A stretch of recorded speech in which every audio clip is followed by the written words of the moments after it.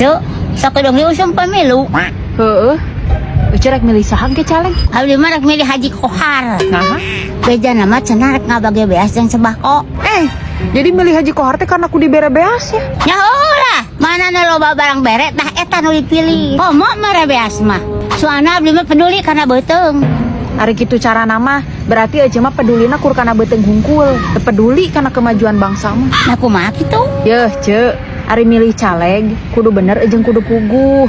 Ulah asal-asalan, urang teh kudu apal visi misina naon, ide jeung gagasana naon wae dalam membangun bangsa teh. Pokona mah urang teh kudu nyaho program kerja manehna teh naon wae, semisal terpilih jadi pejabat teh. Heueuh oge nya. Nya heueuh atuh. Matak lamun aya oknum pejabat pilihan urang nu teu euceul gawena, urang ulah komplain. Sabab urang-urang kene nu teu selektif milihna. Asal-asalan benang kasogok ku beas. Hari kitu mah rek milih Asapura aja tuh ya anu ngora keneh. Emang naon wae cenah visi misi jeung program kerjana?